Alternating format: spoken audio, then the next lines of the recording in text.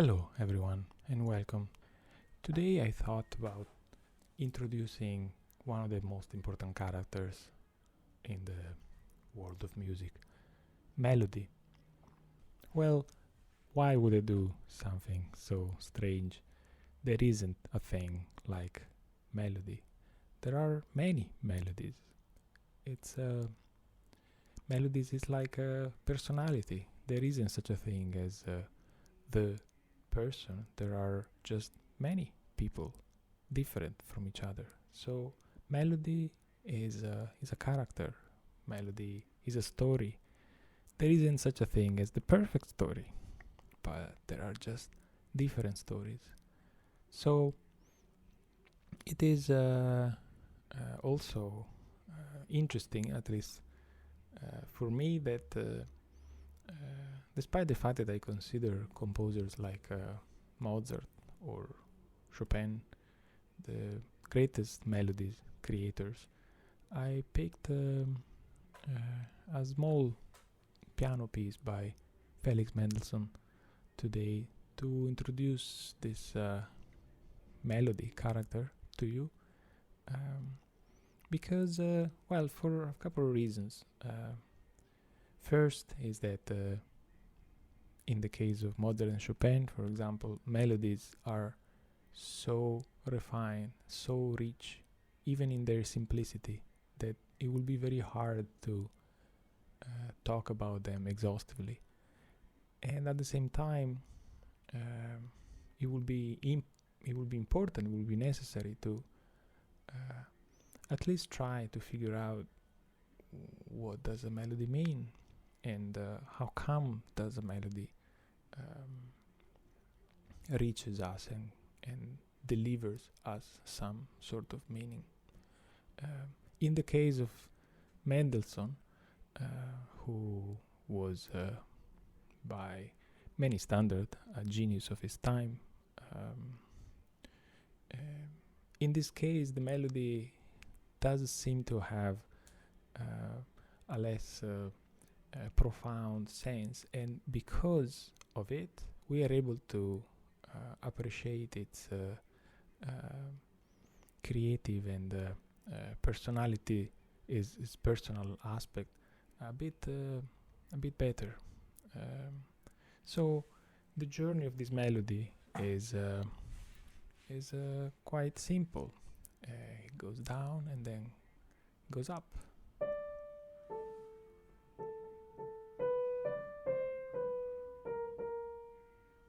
Doesn't seem doing anything particularly interesting. One thing we can say is that there are longer notes and shorter notes. Another thing we can say is that the tension created by an interval gets closed by its conclusion. This tension here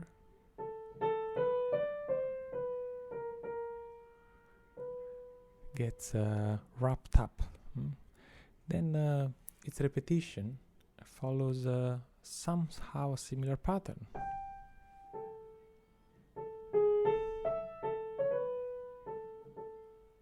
So the skill here of a good storyteller is not necessarily to pick the right notes, but to play with this sense of motion forward, sense of tension, and being able to open a phrase in the proper way and close it in the proper way. Mendelssohn here chooses the classical proportion. These two phrases have the same length.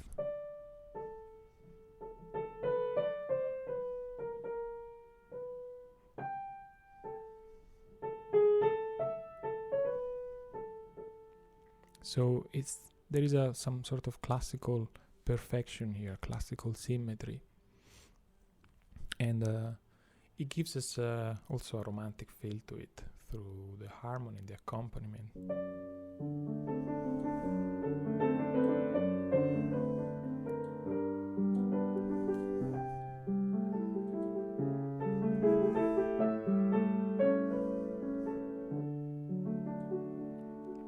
How does it come back after it?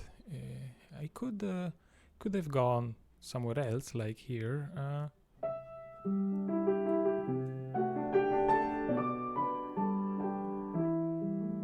But he decides to maintain the symmetry and repeat.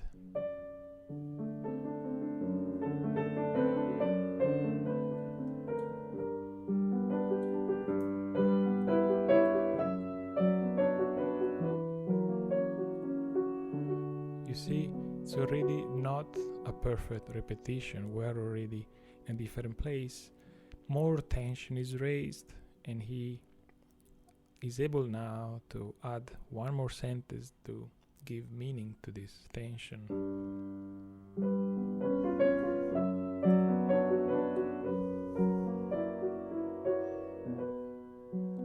So we don't really need to know or give sense to each single aspect, each single note of the melody, its qualities or the way it's framed, but it acquires meaning through the context in which it is placed. And what is the context? Well, the context is the surrounding melodies, which are in a way or another related to the initial melody.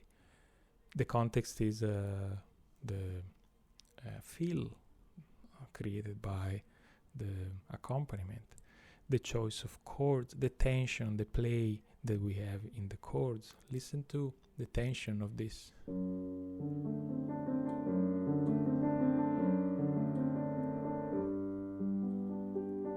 It's a simple tension, but you can hear how much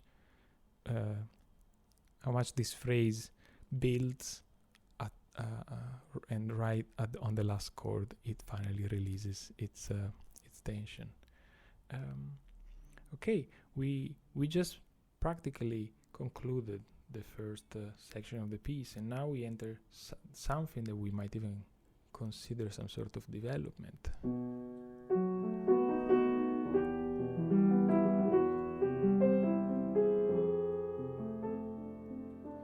You can hear the relationship, the rhythmical relationship. The melody, it's kind of still there, but now we are in a completely different world. There is some drama here happening, and more than that, this drama is getting momentum. I'll play it again and move and continue.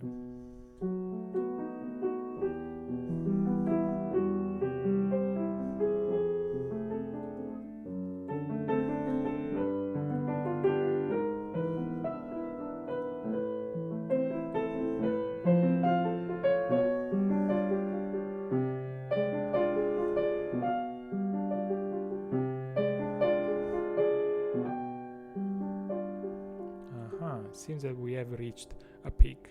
Notice how towards right before the peak the melody is fragmented, as if the stronger parts of it is taking over and shouting its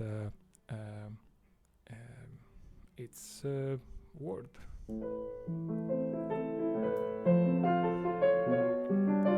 Here.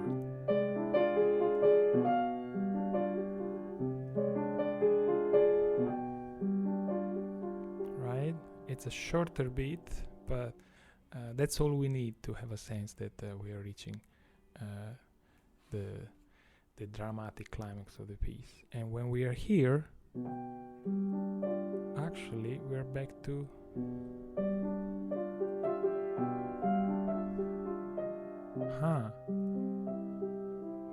what a twist.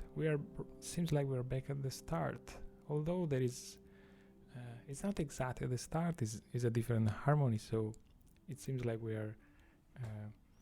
are just starting at a higher place. Remember, we started here, now we are here. From here it seems like there is more drama to be found.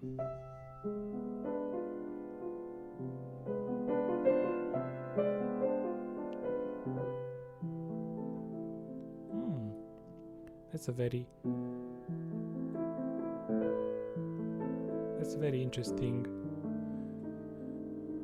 way of closing the phrase. I just noticed that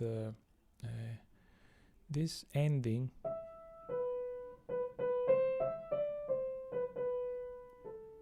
it is the first time that the phrase is closed going down. So far it's always been closing going up. You hear going up, and then just now we had,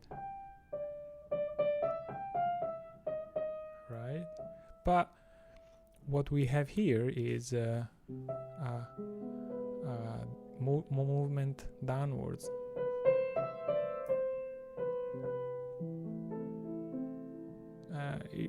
It definitely gives us sadness to it. There is a sadness to it.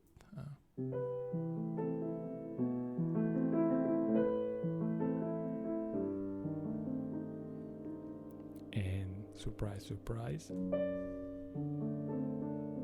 Ooh, that's why these last two notes are downwards, because they are just announcing the opening again. You remember the initial two notes? The tension ones that we have opened the piece with. Now they are being pre-announced by this kind of lament.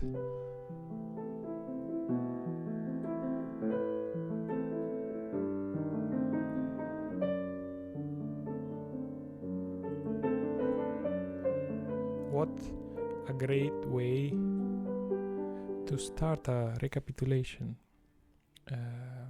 It looks like a way to make the end meet the beginning, and the end is the beginning. The home from where we started is the place to reach, is the place to go to. So I don't want to spoil it on how the story ends. I encourage you to listen to it.